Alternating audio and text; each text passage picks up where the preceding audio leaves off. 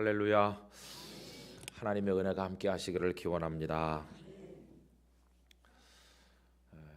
목사님들을 중심으로 말씀을 드려보면요, 목사님들의 소원이 뭘까 이렇게 질문한다면 소원이 여러 가지 많이 있겠죠. 그렇죠?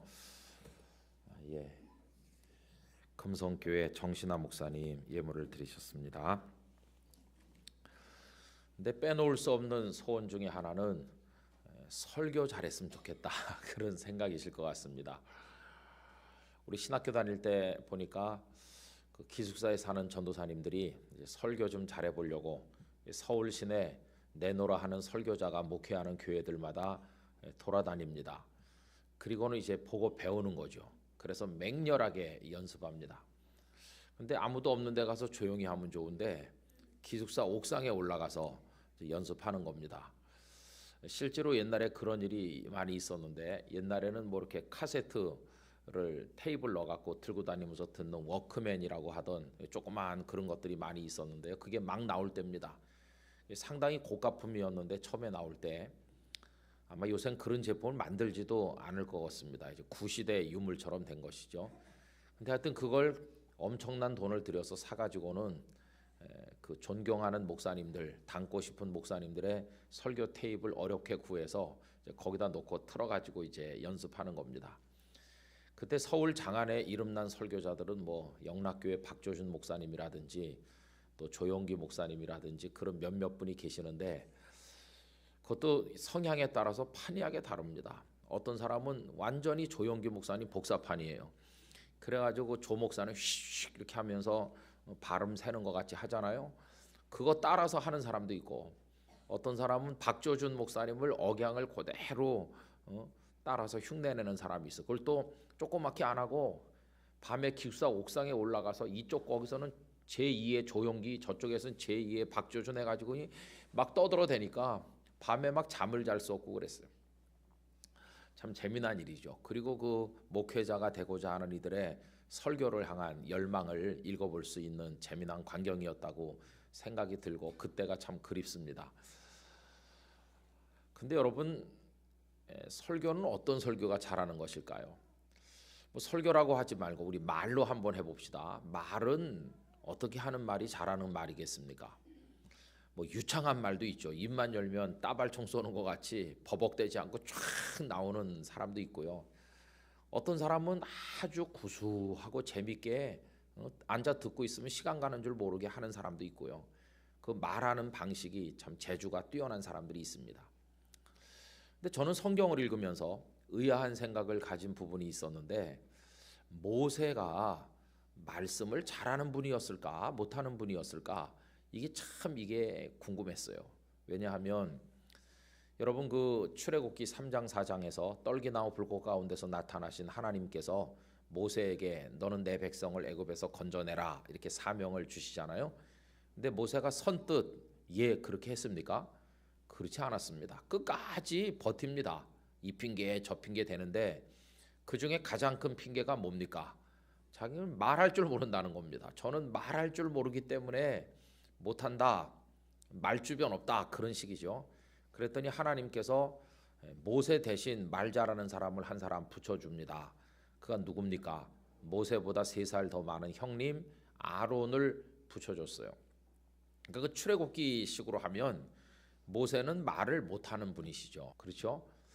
그런데 이상한 것은 사도행전 7장에 와서 보면 스데반 집사님께서 순교하시기 전에 사내들인 공회 앞에서 긴 설교를 하시는 장면이 나오는데, 그 설교 속에 보면 모세는 아주 탁월한 언변이 있었다고, 말씀을 잘하는 분이었다고 이 스데반 집사님께서 얘기하는 겁니다. 말과 행사가 다 능하였다, 그렇게 표현했거든요. 스데반 집사님은 모세께서 말씀을 잘하시는 분이었다고 하는 겁니다. 그러면 똑같은 성경 속에 있는데 출애굽기에는 말을 못한다고 얘기하고 사도행전에서는 모세는 말에 능하다, 그러니까 어떤 게 진짜인지 잘 알 수가 없어요. 여러분, 제가 곰곰이 생각을 해봤습니다. 누가 진짜 말을 잘하는 사람일까 생각해 보니까 달변가도 아니고 재밌게 말하는 사람도 아니더라고요. 누가 진짜로 말을 잘하는 사람이냐 하면은 상대의 마음을 움직일 수 있는 사람이 말을 잘하는 사람이에요. 천마디 만마디를 따발총 쏘듯이 해도 그 얘기를 다 들은 상대방이 반응이 없으면 그거는 실패한 겁니다.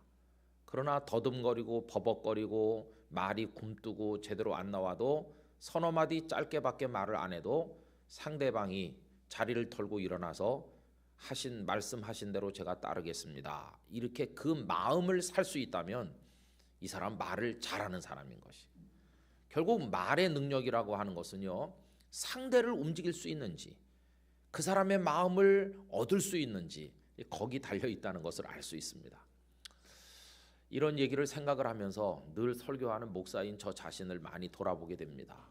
너는 설교를 잘하는 목사냐 못하는 목사냐 이렇게 물어보면 여러 가지 평가가 있겠죠. 제가 부산에 처음 오니까 교인들이 굉장히 좋아했습니다.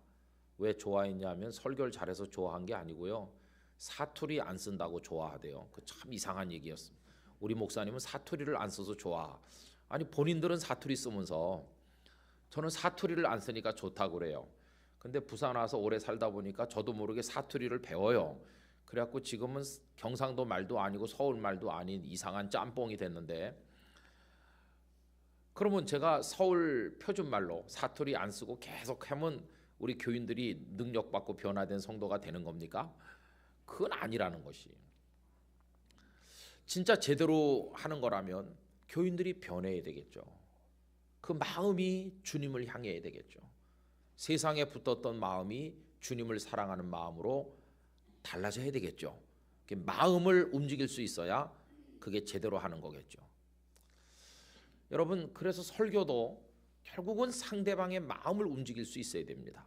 자, 그러면 그런 의미에서 생각해 볼 때 아주 능력 있는 설교자를 한 사람 꼽으라면 누굴 꼽을 수 있을까? 그런 생각이 들죠.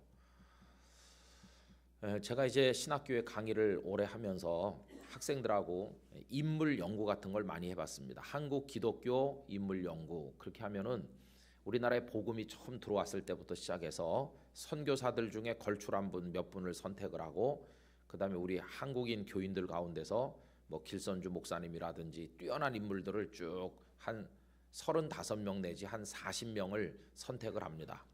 최근까지 살아계셨던 그 이중표 목사님이나 오카는 목사님이나 또 하영조 목사님까지 포함해가지고, 그래서 옛날 분, 그 중간 시대 분, 또 최근에까지 사역하셨던 분들을 뽑아서 이제 학생들에게 과제를 나눠주고 연구해가지고 와서 이렇게 발표하도록 하고 그렇게 했어요. 그런데 이제 그 인물들을 선택할 때 누구를 선택할까?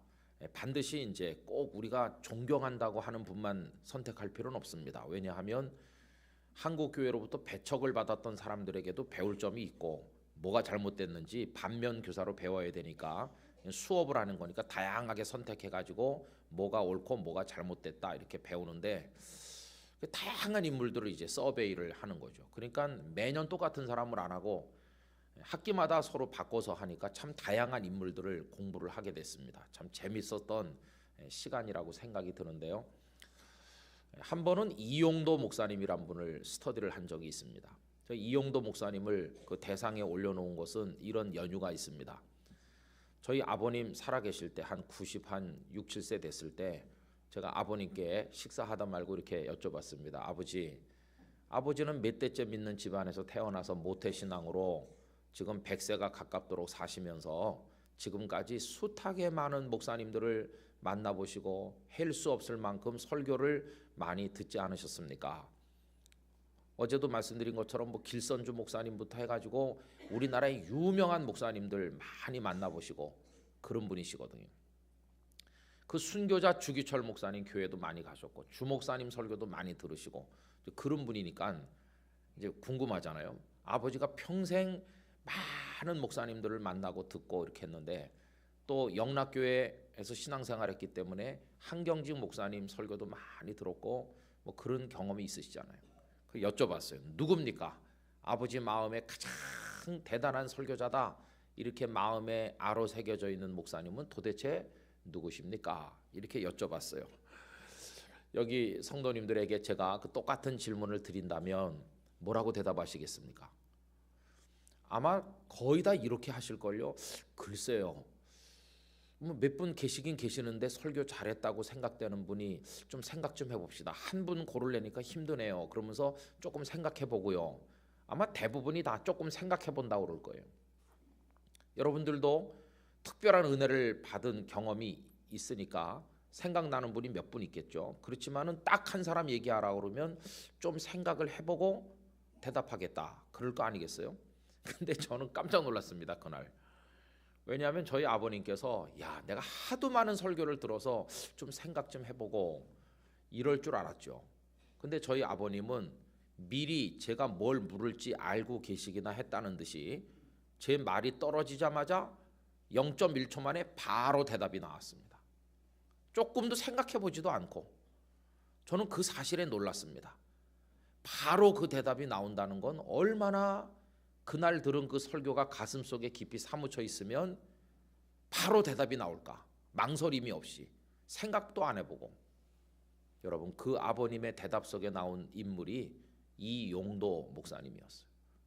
이용도 목사님이지. 바로 나오는 거예요.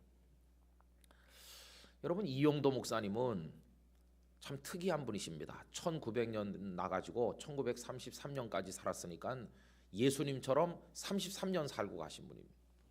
그리고 우리 예수님이 30살쯤 되셨을 때부터 사역을 시작하셔서 공생애가 한 3년 된다고 보통 말하죠. 그리고 십자가 지시고 부활 승천하신 예수님이신데 이 이용도 목사님도 30살쯤 될 때부터 시작해가지고 3년 살고 33살에 세상 떠났어요. 딱 예수님을 닮았어요.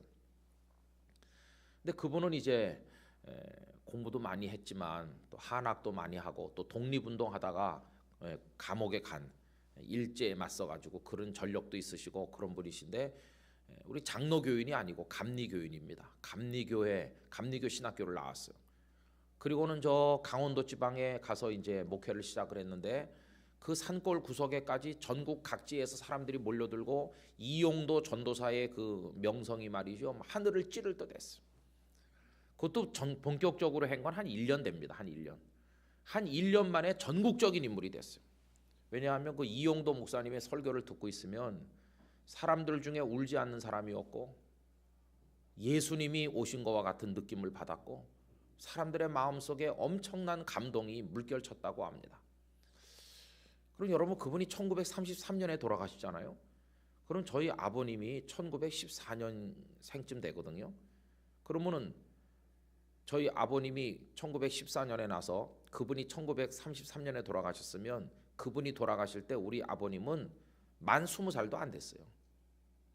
그러니까 저희 아버님이 이용도 목사님의 설교를 들은 거는 한 18살, 뭐 19살 그 무렵이 아니겠어요? 그 이용도 목사님이 불과 한 2, 3년 했으니까 그러니까 돌아가시기 직전에 설교를 들었을 테니까 저희 아버님이 뭐 18, 19 그 무렵에 아마 설교를 한두 번 들었겠죠. 그럼 제가 저희 아버님에게 누굽니까 그분이 이렇게 물어봤던 그때가 우리 아버님이 97세나 됐을 때니까 그럼 이용도 목사님의 설교를 듣고 세월이 몇 년 지난 겁니까? 19살, 18살에 듣고 97, 8 됐을 때 제가 여쭤봤으니까 80년 흐른 겁니다. 80년. 여러분, 80년은 둘째치고 8주 전에 했던 목사님 설교 기억하는 분 계세요? 기억하는 분 계십니까? 8주 전이면 2달 전인데 2달 전에 우리 목사님이 무슨 본문으로 무슨 내용의 설교를 해서 내가 은혜 받았는지 기억하는 분 여기 계십니까? 아마 잘 없을걸요. 왜냐하면 우리 조사에 의하면 한국교회 교인들이 주일 오전에 와서 예배드리고 주일 저녁에 집에 가서 자기 전에 오늘 낮에 들은 설교를 기억하는 사람이 반이 안 된대요. 반. 몇 시간 안 가는 거예요. 하긴 그도 그럴 것이 설교 시간에 딴 생각하고 그랬으니까 집중해서 안 들었으니까 일주일 지나가지고 한 주 전에 그 목사님이 했던 설교를 기억하는 사람은 10% 미만이래요. 여러분, 잘 잊어버려 주시고 까먹어 주셔서 감사합니다. 왜냐하면 여러분들이 자꾸 잊어버리니까 우리 목사들이 재탕해도 잘 모르거든요.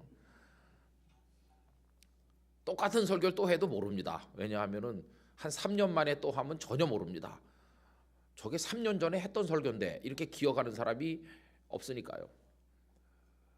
그러면 이렇게 설교에 대한 망각이 심한 우리들인데 80년 전에 들은 설교의 감동이 97쯤 된 아버지의 마음에 아직도 살아있다. 그리고 이해가 되십니까? 야, 정말 어느 정도의 감동을 받았으면은 80여 년 세월이 지난 이후에 물어보니까 생각도 해보지도 않고 바로 대답이 가능한 것인가? 그 이용도 목사님의 영성이라고 하는 게 도대체 어떤 것이었을까? 이게 너무너무 궁금하더라고요. 그분은 한국의 썬다싱이라고 불리고 주님과 늘 가까이 하길 소원했습니다. 나중에는 그게 지나쳐가지고 신비주의자처럼 됐습니다. 그래가지고 오버하기도 했습니다. 그래서 우리 장로교단에서 사이비 이단이라고 했습니다. 그래가지고 이제 그분과의 교제를 하지 말라고 한 적도 있습니다. 끄트머리에 가서 그분은 세상으로부터 버림받은 존재같이 돼서 그를 따르는 소수의 사람들과 함께 있다가 폐병이 워낙 심해가지고 각혈하면서 피를 토하면서 세상을 떠나신 그런 목사님이신데, 이제 와서 이 영성이 다 땅바닥에 떨어진 오늘날 한국교회가 이용도 목사님을 다시 재조명하면서 감리교회에서 그분을 복권시키고 우리 장로교 학자들도 그분은 이단이 아니었다고 얘기하는 사람들 많이 나타나고 있고 그분을 다시 연구해야 된다는 사람들이 많습니다. 어쨌든 간 그분이 설교를 하면 예수님을 보는 듯 했다. 울지 않는 사람이 없었다. 회개하지 않는 사람이 없었다. 여러분, 오늘날 어떤 목사님이 설교하면 울지 않는 사람이 없고 회개하지 않는 사람이 없는 그런 설교자가 누구라고 말할 수 있겠습니까? 참 저도 늘 설교하는 사람이지만 강단의 권위가 땅바닥에 떨어지고 목사가 설교를 100번을 해도 요만큼도 마음의 문이 열리지 않고 변화되지 않는 교인들이 대부분이라면 참 우리는 광대 노름을 하는 거죠. 해도 변화되지 않고 안 해도 변화되지 않는다면 뭐 할 필요가 없는 건데, 우리 매주일 모여가지고 목사, 당신은 목사니까 설교하시오, 나는 들어주겠어, 이렇게 하면서 우리끼리 어린애 쇼 같은 장난을 하는 게 아닌가. 또 목사들도 해도 뭐 변하지도 않을 건데 뭐 한 주 때우지 이렇게 하면서 대충 때우고, 교인들도 뭐 지나간 10년 동안 들어도 뭐 하나도 은혜도 못 받았다, 기대감도 없이 그냥 졸다가 깨다가 이렇게 듣고 그러면서 지금 한국 교회가 유지되고 있는 거라면 이거 정말 슬픈 얘기 아닙니까? 슬픈 얘기입니다. 뭐 저부터가 그런 거라면 목사 일을 계속 할 필요가 없겠죠. 그런 거라면 계속 거기 붙어 있을 필요도 없고 그냥 다른 직업을 가지고 마음 편하게 사는 게 훨씬 하나님 앞에 덜 부끄럽지 않겠습니까? 이건 아주 중요한 심각한 문제인 것입니다. 늘 저는 어떻게 하면 성도들의 마음이 움직이고 내 마음이 움직이고 정말 우리 하나님 앞에서 결단하는 어떤 그런 사람으로 내가 말씀도 전하고 나도 변하면서 살 수 있을까? 그게 늘 가슴속에 이렇게 맺혀 있는 숙제 같은 응어리진, 세상 떠나는 그날까지 해결되기 힘든 연약한 인간이기 때문에 그렇게 안고 살아가고 있거든요. 근데 여러분, 성경에 등장하는 아주 엄청나게 놀라운 설교자 한 사람, 오늘 우리가 읽은 본문 속에 등장하고 계신 분이십니다. 그분이 누군가 하면 세례 요한입니다. 세례 요한. 여러분, 세례 요한의 설교는요, 이 세상에 지금까지 존재했던 설교 중에 가장 짧은 설교입니다. 가장 짧은 설교. 오늘 요한이 뭐라고 설교합니까? 2절 말씀을 다시 한번 읽어보실까요? 회개하라, 천국이 가까이 왔느니라 하였으니. 아멘. 딱 요게 전부 답니다. 회개하라, 천국이 가까이 왔다. 얼마나 짧습니까? 진짜 짧은 설교입니다. 그런데도 그 설교가 사람들의 마음을 막 흔들어 마음속에 지진이 일어나게 만들고 그 지금까지 쌓아올렸던 그 인간적인 탑들이 다 무너지게 만들고 뒤집어지게 만들어 사람들이 전부 세례 요한 앞에 나와가지고 가슴을 치면서, 누가복음 동일한 말씀에 가보면 군인들, 그 힘을 가지고 백성을 억압하던 군인들도 나와서 우리가 어떻게 하면 좋겠습니까? 돈밖에 모르던 수전노 같은 세리들도 나와서 우리가 어떻게 하면 좋겠습니까? 막 회개하면서 요단강에서 세례를 받고 새로운 인생 살겠다고. 여러분, 세례 요한의 설교는 사람들의 마음을 다 뒤집어 엎어놨습니다. 마음을 움직이는 설교였어요. 아까 진짜 말을 잘하는 건 상대의 마음을 움직이는 거라고 그랬잖아요. 아무리 1시간, 10시간 말해도 상대의 마음이 움직이지 않으면 실패한 거고, 여기 세례 요한은 짧게 말했지만 사람들의 마음이 다 지진이 일어났어요. 엄청난 설교였어요. 여러분 상상해 보십시오. 세례 요한이 무슨 예루살렘 성전 뜰에서 잘 준비된 강단이 있는 곳에서 조명이 멋지게 비치는 곳에서 설교했나요? 뒤에서 찬양대가 찬양을 하고 악기가 막 연주되는 곳에서 했습니까? 아닙니다. 그는 강단도 없는 유대 빈들 광야에서 너무나도 초라한 옷을 입고 약대 털옷 입고 남루한 모습으로 그냥 그렇게 했습니다. 오라고 전도지를 돌려서 부르지도 않았습니다. 그냥 사람들이 왔습니다. 꾸역꾸역 왔습니다. 저 예루살렘에서부터도 왔고 사방에서 그에게 모여들었습니다. 뿐만 아니라 그는 오는 사람에게는 뭐 우산을 준다든지, 오는 사람에게 무슨 갈 때 케이크를 하나씩 준다든지 이런 미끼를 던진 것도 아닙니다. 세례 요한은 듣기 좋은 말로 위로해 준 것도 아닙니다. 그들이 듣고 싶어하는 얘기, 그들이 듣고 싶어하는 간지러운 얘기를 많이 해줌으로 그들을 끌어당긴 그런 사람도 아니었습니다.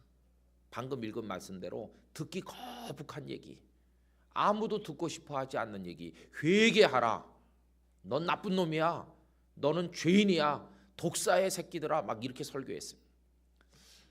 독사의 자식이라고 외치는데도 사람들은 꾸역꾸역 왔습니다.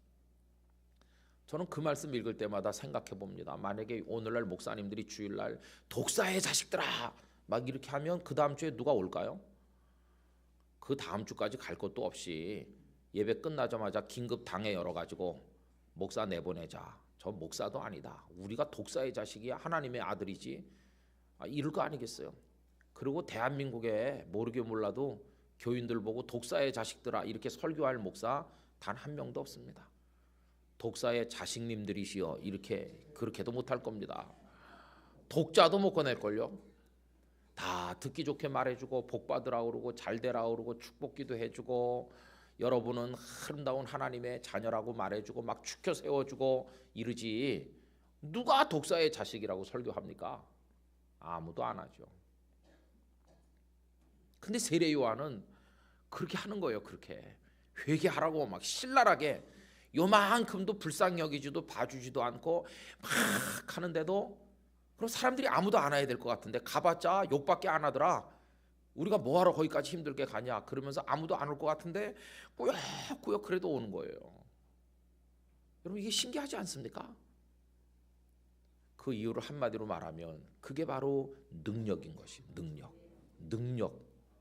그 사람의 마음속에 뭐라고 표현하기 힘든 자신의 존재가 박살이 나고 뒤집어지지 않으면 안 되는 그런 걸 느끼는 능력이 거기 확 역사하는 거예요. 컴퓨터 시스템이 잘 갖춰지고 모든 서적들이 다 구비된 좋은 연구실에서 자료를 뒤져보면서 앞뒤 논리가 딱 맞게 매끈한 설교문을 만들어가지고 한 글자도 틀리지 않고 버벅대지 않고 얘기 재밌게 잘해서 변화된 게 아니라 그냥 능력으로 외친 것뿐이에요. 근데 여러분 스데반 집사님은 사도행전 7장에 설교했는데 돌에 맞아 죽었죠. 그죠? 여기는 엄청난 얘기를 짧게 했는데도 막 사람들이 변화된 반면에 스데반 집사님은 돌에 맞아 죽었죠. 누가 그러더라고요. 스데반 집사님도 훌륭한데 왜 스데반 집사님 돌에 맞아 죽었냐? 회개 안 하고 그들이 했더니 여기 세례 요한의 설교는 짧고 스데반 설교는 너무 길다는 거예요. 너무 길게 하면 요새도 돌 맞는데요. 오늘 그래 제가 짧게 하려고 합니다. 왜냐하면 재직회 총회도 하셔야 된다고 그래갖고. 여러분 그럼 제가 설교를 중심으로 얘기하니까 이제 목사님들에게만 해당되는 얘기 같이 들리는데 그 설교 대신 다른 걸로 바꿔봅시다. 우리 교우님들은 교회 봉사한다고 그러죠. 또 뭐 직분을 받아 섬긴다고 그러죠. 다 마찬가지입니다. 내가 장로로 권사로 집사로 뭐 전도도 하고 봉사도 하고 교회를 사랑하고 뭐 이것저것 하는데 여전도회 남성교회 찬양대 뭐 교사 등등 뭐 여러 가지 교회 일을 맡은 게 있어서 하는데 여러분들이 하는 모든 일에 열매가 있으십니까? 능력이 나타나고 있나요? 결국 어떻게 세례 요한은 이렇게 당신에게 주어진 그 사역을 이렇게 능력 있게 할 수 있는 것일까? 그가 외치는 그 메시지 속에 어떤 그런 능력이 역사할 수 있었을까? 우리가 봉사하고 섬기는 것 속에 그냥 인간적으로 하는 게 아니라 하나님이 같이 하셔가지고 열매가 맺혀지는 그런 일이 어떻게 우리에게는 가능할 수 있을까? 여러분, 그 비밀이 있는 것이. 아주 주님을 사랑하고 봉사 열심히 하고 천사 같고 전도도 많이 하고 뭐 이렇게 다양하게 이렇게 많이 하는데 아주 잘하는 사람들은 나머지 성도들에게 부러움의 대상이 됩니다. 나도 저분처럼 하고 싶어. 저렇게 예수님을 믿고 싶어. 이렇게 생각이 들죠. 잘하고 싶으면 두 가지 방법이 있습니다. 하나는 그분에게 가서 배워서 하는 겁니다. 배워서 하는 방법이 있어요. 배워서. 흉내를 한번 내보는 겁니다. 그분처럼 나도 한번 따라서 해보는 거죠. 따라서 하면은 조금 효과가 있습니다. 아예 처음부터 교만해서 배울 생각도 안 하고 따라서 할 생각도 안 하는 교만한 사람은 아무것도 못하지만 그래도 마음을 낮춰서 저분처럼 한번 따라다니면서 배워보자. 이렇게 배워서 하면 안 하는 것보다는 훨씬 효과가 있습니다. 그러나 배워서 하는 거는요, 한계가 빤합니다. 조금 되다가 마는 겁니다. 그 증거가 사도행전 19장에 보면 바울 사도께서 에베소에서 말씀을 전하시고 할 때 거기 능력이 나타나고 대단한 일들이 일어났거든요. 귀신이 막 도망가고 하니까 바울을 부러워하는 사람들이 있었어요. 누구냐 하면 제사장 스게와의 7명의 아들이 등장하는데요. 이 스게와의 아들들이 우리도 바울처럼 한번 해보자. 그러면서 귀신 들린 사람에게 바울이 섬기는 예수의 이름으로 명하노니 이런 식으로 흉내를 내봤어요. 바울이 하는 것처럼. 그러면 귀신이 도망갈 줄 알았어요. 그랬더니 이 귀신이 말이죠. 내가 바울도 알고 다 알지만 너는 뭐냐 그러면서 달려드니까 이 스게와의 아들들이 옷 다 벗고 도망쳤다는 거예요. 여러분, 배워서 하는 거는요, 흉내는 낼 수 있지만 조금 되는 것 같지만 금방 밑바닥이 드러나요. 밑바닥이. 그러니까 자기 능력이 아니고는 흉내 내는 건 안 되는 거예요. 안 배우는 것보다 배우는 게 낫지만 그거 가지고는 턱없이 부족하다는 걸 알 수 있어요. 그러면 이제 두 번째 방법이 중요합니다. 두 번째는 뭐냐 하면은 내가 흉내만 내는 사람 되지 말고 나도 능력 있는 하나님의 사람이 되는 방법이 있어요. 나도 능력 있는 사람이 되면 그런 역사가 나타나는 거예요. 흉내내는 방법하고 나도 그런 사람이 되는 방법하고 두 개 중에서 어떤 게 멋진 방법이겠어요? 그렇게 되는 겁니다. 그렇게 되는 거. 그러면 세례 요한이 엄청난 설교를 했구나. 회개하라. 천국이 가까웠느니라. 이렇게 하니까 사람들이 변화됐구나. 그럼 어떤 목사님 만약에 나도 이번 주일날 그렇게 해야지. 그러면서 교인들 보고 막 독사의 자식들아 그러면서 회개하라 그러면 교인들이 다 회개하고 군인들과 세리들이 나와 엎드리듯이 그렇게 됩니까? 안 되는 거예요. 흉내만 내 갖고는 안 되는 거예요. 그러면 이제 마지막 방법을 써야 되는데 그게 뭐라고 그랬습니까? 되는 거라고 그랬어요. 되는 거. 내 존재가 세례 요한과 같은 사람으로 되면 거기 능력이 있게 돼 있어요. 내가 그렇게 되는 거죠. 내 존재가 변화되는 거죠. 그럼 여러분 어떻게 하면 내 존재가 하나님의 능력 있는 사람으로 바뀔 수가 있을까? 그게 이제 관건 아니겠어요? 여러분 오늘 설교 제목이 좀 특이하죠. 이 낮 시간 공부 말씀의 제목이 2장과 3장 사이라는 것이. 그 왜 그런 제목을 붙였냐 하면 오늘 본문이 3장 1절부터죠. 그렇죠? 근데 그 앞에는 3장 앞에 뭐가 있습니까? 당연히 2장이 있죠. 근데 설교 제목이 2장과 3장 사이죠. 한번 여쭤보겠습니다. 2장과 3장 사이에 뭐가 있습니까? 하얀 종이가 있죠. 하얀 종이. 2장과 3장 사이에 하얀 종이가 있고 그래서 2장 맨 끝에 보면 뭐가 있습니까? 이루려 함이러라. 그리고 하얀 종이가 조금 있고 3장 그때에 이렇게 시작하죠. 목사님 2장과 3장 사이에 하얀 종이가 있는데요. 글자가 아무것도 없잖아요. 2장과 3장 사이에. 우리 교우님들에게 성경을 많이 읽으셔야 된다 이렇게 하면서 적어도 1년에 한 번은 읽자 이렇게 합니다. 그럼 1년에 한 번 읽으려면 보통 하루에 석 장 읽으면 엇비슷하게 1년에 한 번 읽을 수 있거든요. 짧은 장은 넉 장도 읽고 뭐 이렇게. 그럼 이제 교인들이 마음에 결심합니다. 나도 올해는 성경 일독해야지. 어디서부터 시작할까? 구약부터 신약부터. 그래가지고 이제 신약부터 한다고 가정해 봅시다. 그럼 이제 첫날 마태복음 1장부터 3장까지, 그 다음날 4장부터 6장까지 이렇게 정하잖아요. 그럼 이제 오늘 내가 1, 2, 3장을 읽기로 결심했다고 칩시다. 그럼 이제 어떤 교인이 성경책 쫙 펴고 하나님 오늘부터 내 성경 일독에 돌입하는데 하루에 석 장 꼭 읽게 해주세요. 이렇게 하고 이제 1장 읽었어요. 아브라함과 다윗의 자손 예수 그리스도의 세계라. 아브라함은 이삭을 낳고 이삭은 뭐 야곱을 낳고 야곱은 뭐 쭉 나오잖아요. 그래갖고 1장 읽고 그 다음에 또 2장 쫙 읽고 헤롯 왕 때 예수께서 유대 베들레헴에 나시다 딱 읽고 그 다음에 이제 3장까지 읽어야 되니까 2장 다 읽고 2장 끝에 방금 뭐가 나왔습니까? 이루려 함이로라 읽고 오늘 책임 다 하려면 3장 읽어야 되니까 바로 3장으로 시작하겠죠. 그때 세례 요한이 이르러 이렇게 읽겠죠. 그러면 그 읽으시는 교인의 눈이 2장을 다 읽고 3장으로 넘어가는데 시간이 얼마 걸릴까요? 한 1초도 안 걸리겠죠. 바로 이루려 함이로라 하고는 바로 3장 그때의 세례 요한이 이렇게 읽죠. 2장에서 3장으로 넘어가는데 0.1초밖에 안 걸리고 바로 넘어갑니다. 그러나 사실은요 2장과 3장 사이에 뭐가 있는지 아십니까? 읽는 사람은 0.1초 만에 바로 눈이 넘어가지만 그 속에 근 30년의 시간이 들어있는 겁니다. 2장과 3장 사이에 있는 게 뭐냐? 수십 년의 시간입니다. 수십 년의 시간. 2장 읽고 3장으로 바로 넘어가면 안 돼요. 2장 읽고 한참 기다려야 돼요. 얼마나? 한 20 몇 년을 기다려야 돼요. 3장으로 읽지 말고. 그럼 목사님 40살에 읽기 시작하면 70살 된 다음에 3장 읽으란 말입니까? 그렇게 느낄 정도로 2장과 3장 사이에 그 여백에 들어있는 숨어있는 시간에 대해서 묵상이 필요하다는 거예요. 그럼 여러분 2장 끝에 무슨 얘기입니까? 2장 23절 애굽으로 피난 가셨던 아기 예수님께서 나사렛에 오셨다는 얘기 아닙니까? 나사렛이란 동네에 가서 사니 이는 선지자로 하신 말씀에 나사렛 사람이라 칭하리라 하심을 이루려 함이로라.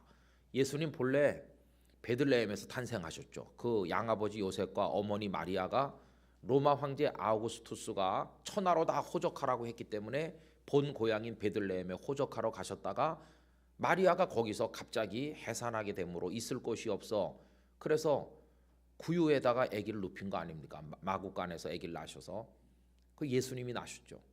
그런데 하늘에 막 별이 나타나고 동방 박사들이 오고 하니까 이 헤롯 왕이 났다는 소식을 듣고 서기관들과 그 궁궐의 사람들에게 어디서 났겠느냐 하니까 이 사람들이 베들레헴입니다 이렇게 알려주니까 베들레헴으로 군사를 보내서 2살 아래 된 아기들을 모조리 다 죽이라고 하잖아요.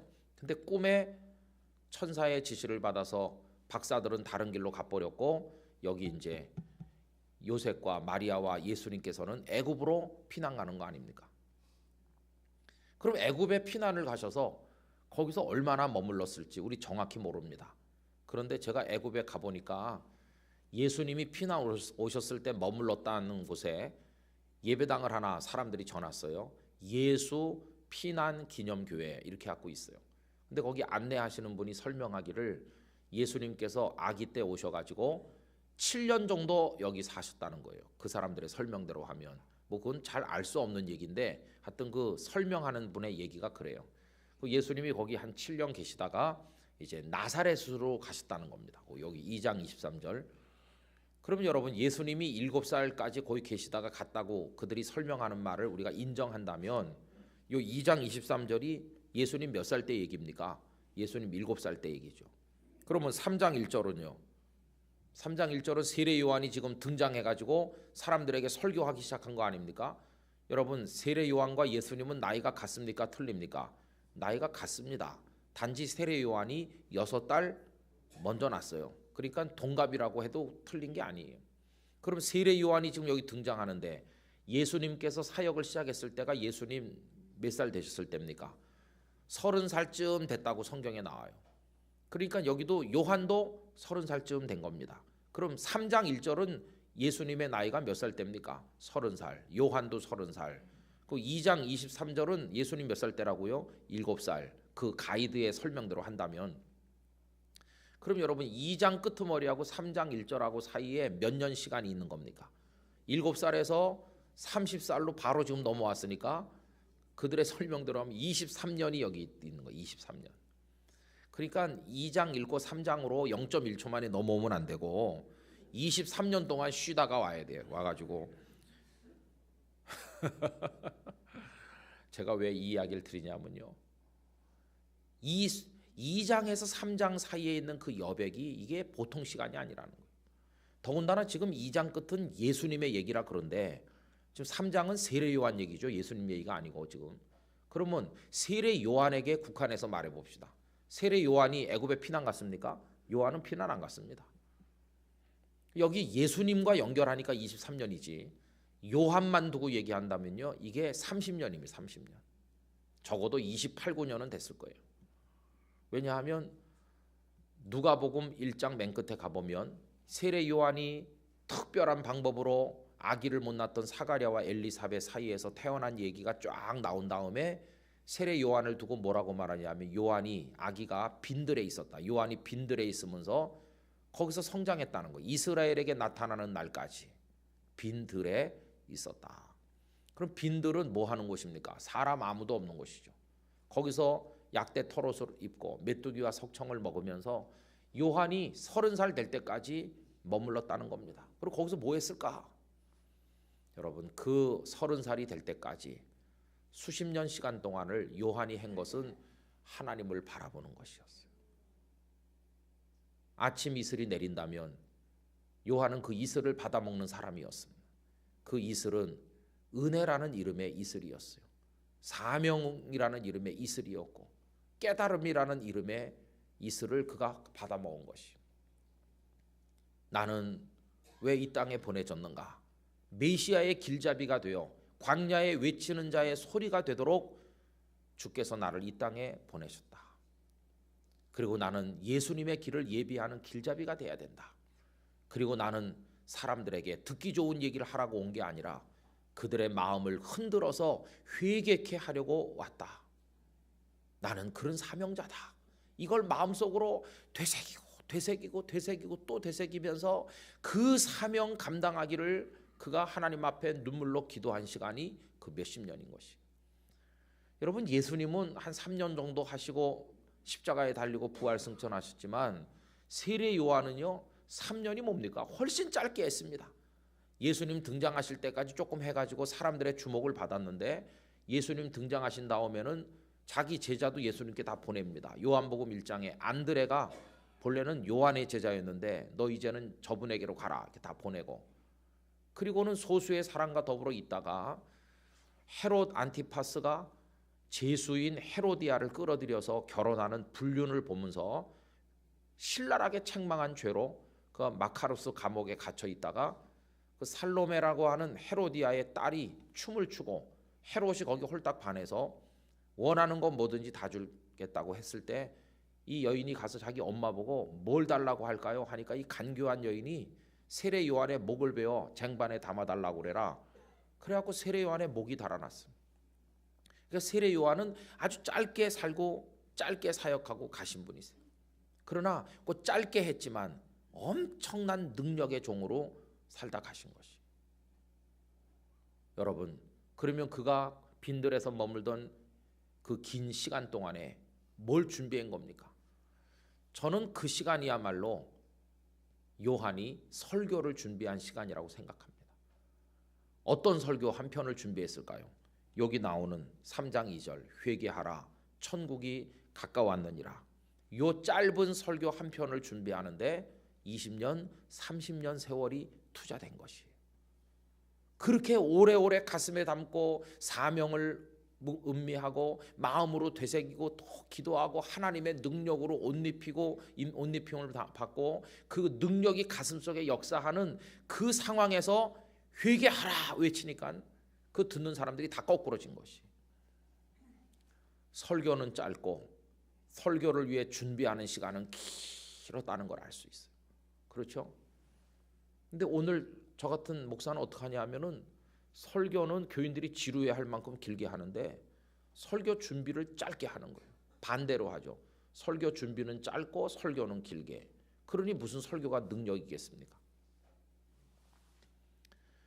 어떤 젊은 화가가 베테랑 원로 화가를 찾아가서 무릎을 딱 꿇고 여쭤봤습니다. 선생님, 한 수 가르쳐 주십시오. 제가 그린 그림을 아무도 안 사서 제가 목구멍에 풀칠할 수가 없습니다. 저 어떻게 화가로 먹고 살아야 되는데 제 그림을 사는 사람이 없습니다.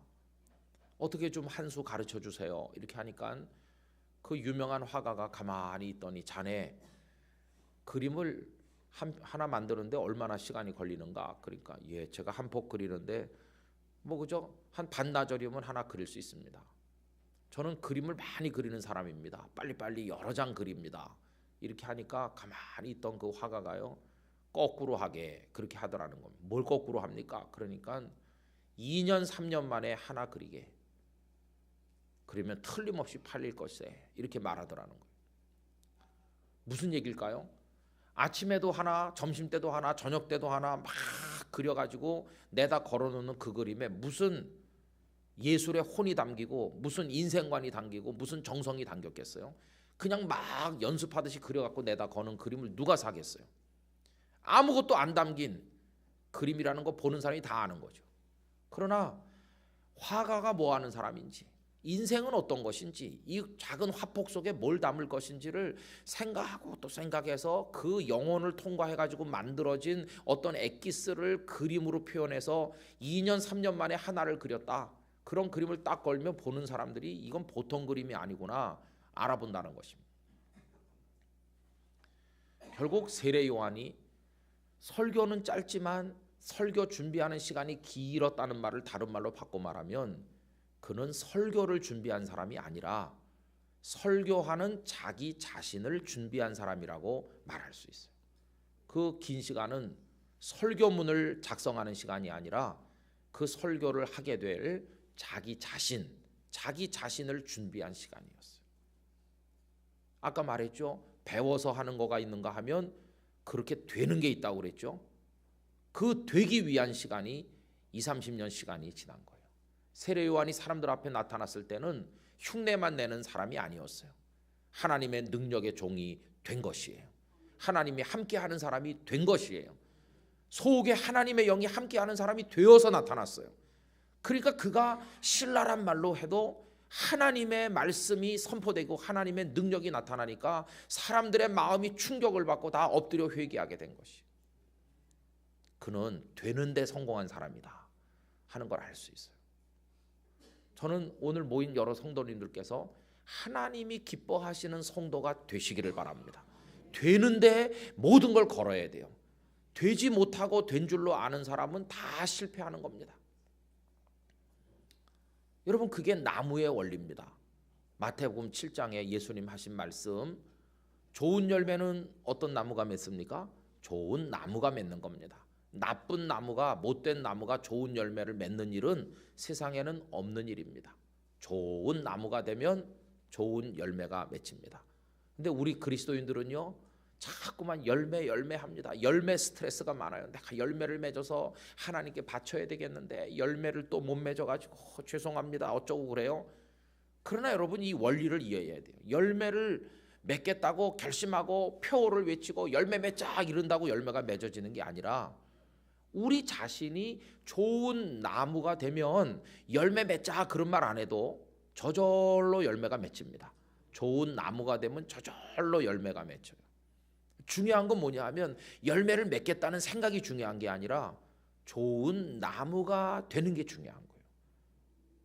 그래서 나무가 튼실하고 뿌리를 깊이 내리고 이 나무가 아주 건강한 나무가 되면요, 열매 맺으려고 생각 안 해도 자연스럽게 열매가 맺히는 거예요. 자연스럽게. 그게 하나님의 원리인 것이.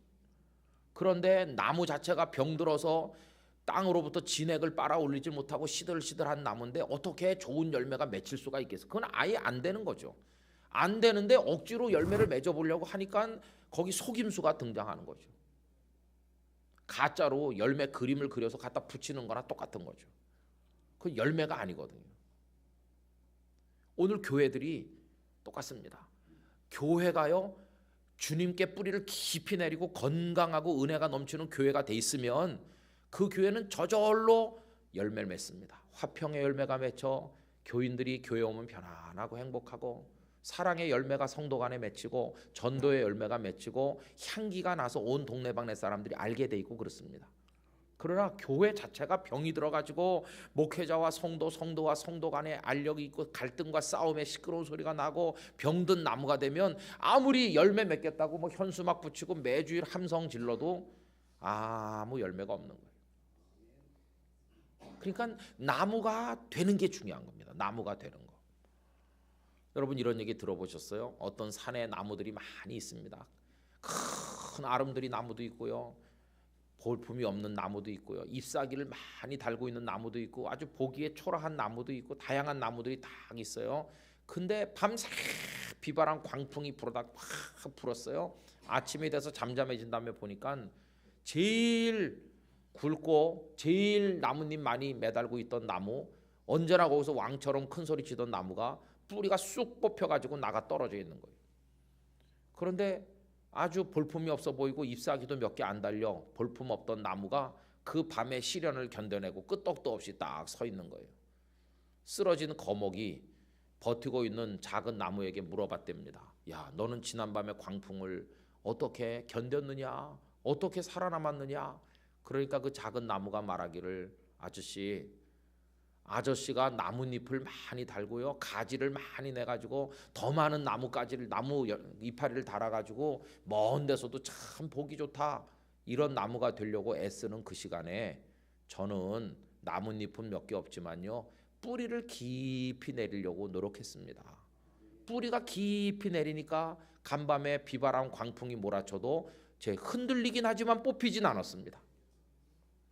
그런데 아저씨는 뿌리는 깊이 안 내리시고 가지 많이 치고 그 다음에 잎사귀 많이 거기 매달다 보니까 바람이 부니까 바람을 통째로 받으면서 뿌리는 얕으니 쑥 뽑혀가지고, 여러분 그 우화가 가르치는 게 우리 신앙생활의 원리와 똑같습니다. 겉으로 볼 때는 우와, 예수 잘 믿는 것 같다, 저 권사님 대단해 보인다, 봉사 열심히 하네, 그렇게 박수갈채 받지만 그 존재가, 그 영혼이, 그 속사람이 예수 그리스도의 은혜의 땅에 뿌리를 깊이 내리지 않고 있는 사람은 시련이 오면 쑥 뽑혀갖고 나가 떨어지는 것입니다. 건강한 나무처럼 되는 비결, 우리 주님께 뿌리를 깊이 내려야 됩니다. 뿌리를 깊이. 근데 문제는 뭐냐 하면요, 뿌리는 땅 위에 있습니까? 땅 속에 있습니까? 땅 속에 있죠. 땅 속에 있으니까 안 보인다는 게 문제입니다. 안 보여요. 그러니까 사람들이 안 보이니까 그냥 무시해요. 안 보이는 부분이니까 관심도 없고 무시하고, 땅 위에 보이는 데만 관심을, 보이는 데, 보이는 나무가 뭐 나뭇잎이 많은가, 볼품이 좋은가, 모양이 잘생겼나, 근데 그거 아무 쓸데 없는 거예요. 비바람 광풍이 불 때는 땅 위로 나와 있는 부분 때문에 버틸 수 있는 게 아니라 땅 아래 안 보이는 부분 때문에 버틸 수 있는 거죠. 여러분 우리나라도 요새 싱크홀이라고 하는 것 때문에 굉장히 이제 뒤숭숭하죠. 서울의 그 제2롯데월드 지금 석천호수 주변도 땅이 막 푹 꺼져 내려가고 전국적으로 지금 싱크홀이 나타나죠. 저는 싱크홀 얘기를 고든 맥도날드라는 목사님이 쓰신 책을 읽으면서 처음 읽었습니다. 미국의 플로리다 주에 어느 날 아침 사람들이 나가보고 충격받았습니다. 갑자기 땅이 그냥 푹 꺼지면서 그 위에 자동차 세우는 거 다 땅속으로 곤두박질 치고, 그래서 지질학자들이 모여가지고 연구해봤습니다. 왜 이런 일이 벌어졌냐?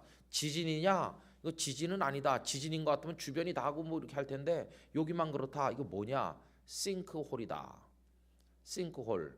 땅 속에 빈 구멍이 뻥 뚫려가지고 있는 겁니다. 속이 비었어요. 근데 땅 속에 있으니까 안 보이잖아요. 사람들은 자기 발밑이 속이 텅 비었다는 걸 모릅니다. 안 보이니까. 그 위에다 아스팔트 쫙 깔죠. 이 밑은 지금 구멍이 뻥 뚫려 있는데도 뭣도 모른 채로 아스팔트 깔고 자동차 세우고 거기다 건물 짓고 50층, 70층, 100층 더 높이 짓고 하니까 위로 보기 좋게 올리면 올릴수록 무게가 더 내리 누르니까 이 밑에 이게 속이 비어가지고 버티다가 어느 날 폭 꺼져 내리면 몽땅 그 속으로 들어가는 거예요. 그럼 학자들이 연구해 봤습니다. 아니 이 거대한 땅속 구멍이 왜 생겼나 도대체 허공이. 원래는 거기 물이 꽉 차 있었대요. 지하수. 물이 꽉 차가지고 이거 버티고 있는 거예요. 그런데 위에서 파이프를 자꾸 꽂아가지고 지하수를 퍼내서 그걸로 뭐 음용수도 하고 그걸로 물 주고 그걸로 세차하고 그걸로 건물 청소하고 다 뽑아 올렸으니까 점점 지하수가 내려가서 고갈되면서 지하수가 있던 그 자리가 허공이 돼버린 거야. 허공. 그래갖고 위에는 계속 건물을 올리고 올리다 보니까 어느 시점에 가면 버틸 수가 없으니까 폭 꺼져 내려가는 거죠. 그 목사님께서 그 얘기를 쓰시면서 사람도 똑같다. 그리스도인도 겉에서 보면 훌륭한 목사 같고 장로님, 권사님, 집사님 같고 훌륭해 멋져 이렇게 보이지만 그분의 영혼의 땅속이 허공이 있는지 속이 어떻게 되어 있는지 누가 알겠느냐 그 말입니다. 땅속이 그냥 빈 구멍이 있어가지고 교회 오면 존경받는 목회자고 중직자고 성도인 것 같은데 어느 날 갑자기 상상도 못할 짓을 저지르면서 그 인생이 그냥 팍 꺼져 내려가는 거예요. 그 책이 이름이 뭐냐 하면은요, 내면 생활의 질서와 영적 성장이라는 겁니다. 그 목사님께서 그 책 속에서 강조하는 게 내면 우리의 속사람, 우리 속사람을 건강하게 해야 된다. 우리의 영혼을 은혜로 채워야 된다. 하나님의 말씀과 기도로 채워서 허공이 없도록 꽉 채우고 뿌리를 깊이 내린 나무처럼 예수 그리스도께 바싹 달라붙어 있어야 그 위에 뭘 올려도 절대로 무너지지 않는 성공적인 그리스도인이 된다. 그 책 속에서 계속 강조하는 게 그겁니다. 여러분 그 책이 전 세계 베스트셀러 중에 하나입니다. 이 고든 맥도날드 목사님은 미국의 가장 존경받는 몇 사람 목회자 중에 한 사람이고 책만 쓰면 베스트셀러가 되고 미국인들이 가장 존경하는 설교자 10명 중에 한 명이고 잘 나가던 목사님이었어요. 우리나라에도 그 책이 번역돼 가지고 아주 인기가 좋았습니다. 책도 너무 잘 씁니다. 근데 여러분 그런 책을 써서 감동을 전 세계에 주던 목사님이 어떻게 된지 아십니까? 그런 책을 쓰던 목사님 본인의 영혼의 땅속에 허공이 생긴 걸 모르는 거예요. 그래갖고 그 목사님 꺼져 내려갔어요. 꺼져 내려가. 그리고 그 목사님이 꺼져 내려갔다는 게 무슨 말일까요? 그 목사님이 어떤 여자와 불륜 관계를 맺은 거예요. 다윗이 밧세바와 간음하듯이 그렇게 훌륭한 목사님이 아름다운 아내와 자녀들이 있는 그분이 부족한 게 하나도 없는 그분이 어떤 여자와 7계를 범했어요. 마치 화려한 궁궐에 살고 권력이 손에 있고 부귀를 누리면서 아름다운 아내들이 여러 명이나 있는 다윗이 얼토당토하게 밧세바를 끌어다려서 범죄한 것과 똑같아요. 그래서 미국 교계로부터 퇴출됐어요. 쫓겨났어요. 그런데 미국 교회는 우리 한국 교회랑 다른 것 같습니다. 미국 교계 지도자들이 너무너무 아까운 하나님의 사람이다. 하나님께서 다윗을 회개했을 때 용서하지 않았느냐. 그리고 돌아온 다윗이 회개하고 온 이후에 하나님의 성전 지을 준비를 다 하지 않았느냐. 그가 거기서 그때 완전히 끝장났으면 성전 지을 준비도 하지 않았고 솔로몬이 성전도 짓지 못했을지도 모르는데 하나님은 그에게 다시 기회를 주시지 않았느냐. 고든 맥도날드를 미국 교계로 복귀시켜야 된다. 그가 철저히 회개하게 해서 이 아까운 하나님의 사람이 매장되지 않도록 돌아오게 해야 된다. 그를 사랑하는 이들이 그를 위해 기도하고 그 사모님이 남편을 위해 기도하고 내가 아내 노릇을 변변히 못해서 당신이 그렇게 된 그래서 온 가족이 아버지를 용서하고 남편을 용서하고 그 교회들이 그 목사님을 용서하고 그 목사님은 근신하고 회개하고 은퇴처럼 조용히 들어가 가지고 정말 눈물로 기도하면서 이렇게 지냈어요. 그리고 몇 년 후에 그분이 복귀했습니다. 그리고 책을 하나 냈는데요. 그 책 제목이 무너진 세계를 재건하라입니다. 딱 자신의 얘기와 똑같죠. 큰 세계를 쌓아 올렸는데 그동안 명성을 쌓아 올리고 그게 폭삭 무너졌는데 무너진 성벽을 다시 재건하는 거예요. 이제. 다시 쌓는 거예요. 그러면서 그 책을 앞에 탁 보면요. 그 머릿말에 그 얘기를 하고 있어요. 내가 사랑하는 아내에게 자식들에게 날 아껴주던 상도들에게 해서는 안 될 짓을 저지른 죄인입니다. 자기 얘기를 다 하고 있어요. 그 무너진 성벽을 다시 쌓는 그 이야기 속에서 그는 다윗과 밧세바 얘기를 쓰고 있어요. 다윗이 밧세바와 범죄해서 그렇게 된 것처럼 나 고든 맥도날드가 그런 일을 저질렀다. 그런데 하나님께서 다윗을 용서하듯 제가 용서를 받고 다윗이 다시 자신의 세계를 쌓아 올리는 것처럼 나도 나의 남은 인생 다시 나의 인생을 쌓아 올리고 하나님 앞에 살고자 합니다. 그러면서 자신의 이야기를 그 속에 다 쓰면서 그 책을 내가지고 그 책이 더 감동을 주는 베스트셀러가 됐어요. 왜? 내면 생활의 질서와 영적 성장이라는 첫 번째 책보다 두 번째 나온 이 책이 더 사람들에게 감동을 줬을까요? 사람들 읽으면서 그 얘기가 다 자기 얘기니까 그 읽는 독자들도 다 그런 경험이 있잖아요. 다 겉으로는 멀쩡해 보이지만 고든 맥도날드가 그런 짓을 했대. 이렇게 욕하는 그 사람도 들여다보면 다 하나님 앞에 똑같은 죄인이거든요. 그러니까 회개하고 공감하는 것입니다. 하나님, 고든 맥도날드만 죄인이 아니고 나는 더 나쁜 놈입니다. 단지 고든 맥도날드는 들킨 거고 저는 들키지 않았을 뿐이고.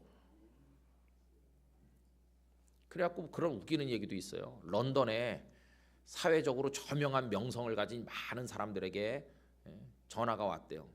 지금 당신이 저지른 일을 그가 알아차렸고 조만간 조치가 있을 거라고 하니까 갑자기 저명한 인사 상당 숫자가 자취를 감췄대요. 누가 장난 전화한 겁니다. 근데 다 찔리는 데가 있어갖고 그게 들통났나 해갖고 몸을 피한 겁니다. 이 무슨 얘기입니까? 겉으로는 막 기자 앞에 나와갖고 떠버리는 사람도 다 뒷구멍으로는 다 구린 데가 있다는 증거 아니겠어요? 그 사람들만 그렇습니까? 우리 다 마찬가지죠. 그래서 여러분 우리의 땅속 들여다봐야 됩니다. 내 마음의 땅속은 허공이 없나? 꺼져 내려갈 위기에 있는 건 아닌가? 나는 건강하고 좋은 나무인가? 나는 하나님 앞에 그리스도인다운 그리스도인인가? 여러분 설교를 잘하는 것보다 훨씬 중요한 것은 설교자인 내가 능력 있는 하나님의 사람이 되는 게 중요한 겁니다. 봉사 열심히 하는 교인 되는 것보다 교인보다 더 중요한 거는 그 교인이 하나님이 기뻐하는 사람이 되는 게 중요한 겁니다. 얼마의 헌금을 바쳤는지 헌금 액수가 중요한 게 아니라 헌금을 들고 나오는 그 사람이 아름다우는 게 중요한 겁니다. 과부가 바친 헌금은 동전 2개에 불과하지만 2렙돈 정말 작은 액수지만 예수님은 그 손바닥에 놓인 돈을 보고 칭찬하신 게 아니라 그걸 들고 나온 그 여인의 영혼의 됨됨이를 보고 가장 많은 것을 바쳤다고 칭찬하는 겁니다. 여러분 2장과 3장 사이가 우리도 필요합니다. 그 요한이 설교 한 편을 위해 광야에서 하나님 묵상하고 하나님 기도하고 이렇게 한 것처럼요. 우리도 그 시간이 필요합니다. 결국 내가 하나님이 원하는 사람이 되려면요. 하나님 앞에 엎드리는 시간이 많아야 됩니다. 결국 그겁니다. 엎드려서 주여 저는 죄인에 불과하고 저는 무능한데 저에게 하나님의 능력을 덧입혀 주세요. 제 영혼의 더러운 걸 씻어주세요. 제가 하나님과 더불어 함께하는 사람 되게 해주세요.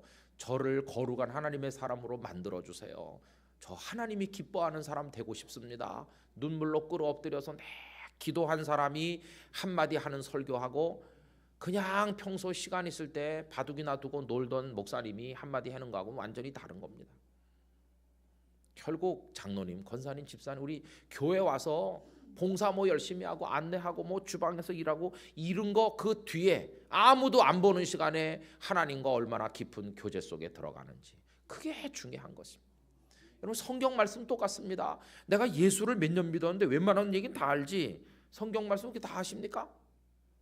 정말 내가 이 말씀을 아는지 말씀 속으로 깊이 들어가서 말씀의 양식으로 내 영혼을 채우는 게 중요한 것입니다. 1689년 독일의 르네베르크라고 하는 한 자그마한 지역에 교회가 있는데요. 교회 딸린 조그마한 숙소에 마룻바닥에 25살밖에 안 된 젊은 목사님이 무릎을 꿇고 막 울면서 토요일 저녁인데 하나님 저는 내일 설교 못합니다. 내일 아침에 설교 못합니다. 그러면서 우는 거예요. 요즘에는 이렇게 저처럼 강사가 돼서 오면 무슨 본문으로 설교할 건지를 제가 정합니다. 제가. 근데 그때는요. 초청하는 교회가 요 본문으로 설교해 주십시오. 이렇게 본문을 정해서 강사를 초청했다고 그래요. 독일에. 그러니까 이제 그때는 교통편이 다 불편할 테니까 마차를 타고 다니고 할 때니까 그 전날 미리 오는 겁니다. 그 전날 미리 와가지고 그 교회 숙소에서 하룻밤을 자고 그 다음날 설교를 하는데, 이 젊은 목사님이 내일 아침에 설교 못한다고 하는 거예요. 왜냐하면 도착해가지고 이제 본문을 받았어요. 본문. 그 교회가 이걸로 내일 해주세요. 본문을 이렇게 받아가지고 보니까 나는 이 말씀으로는 내일 설교할 준비가 안 됐다는 거예요. 근데 그 말씀이 여러분 굉장히 난해하고 아무도 모르는 어려운 말씀이 아니에요. 성경에 보면은 무슨 말인지 모르는 어려운 난해 규절이 많잖아요.